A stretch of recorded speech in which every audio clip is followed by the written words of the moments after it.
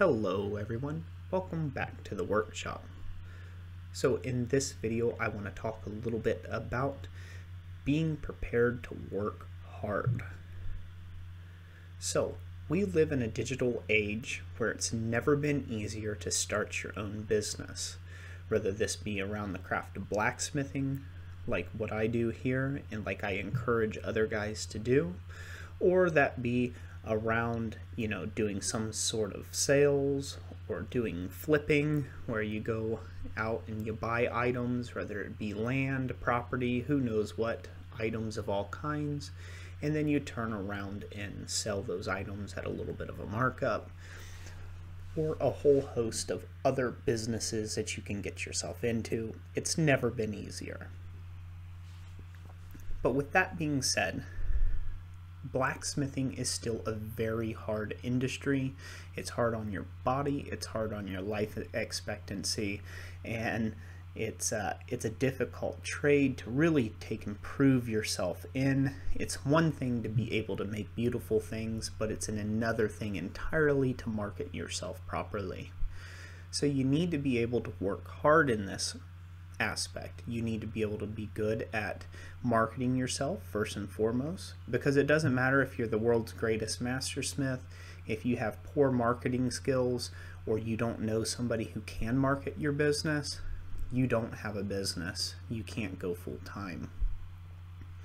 So that's just one way that you're going to have to take and work hard in this business.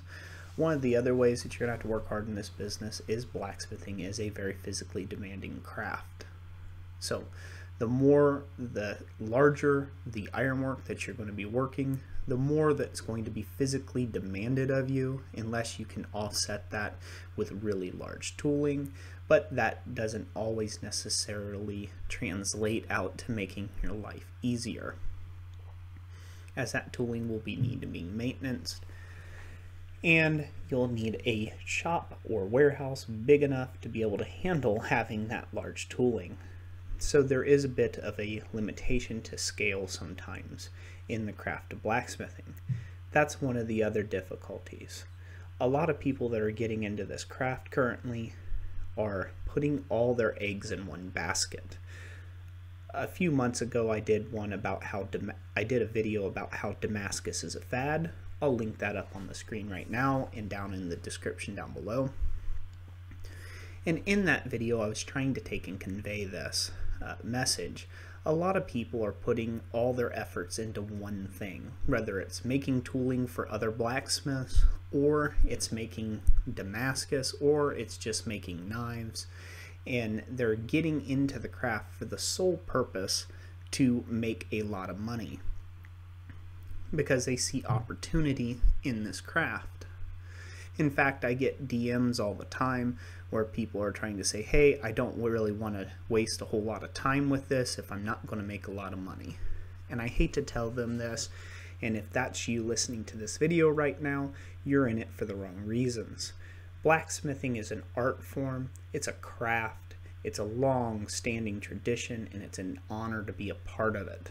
It's not just here for us to take and make as much money as we can and charge as many people as we can for those endeavors and make it rich. You're definitely in the wrong place, and be prepared to be sadly disappointed. You need to take and work hard in your business, and in order to work hard in your business, you need to love what you do. Sometimes it's hard to love this craft when you have those sore, aching joints, those busted fingertips, or them burns that you're rubbing aloe vera on right now. But it can be done. So with that, I'll leave you with that thought.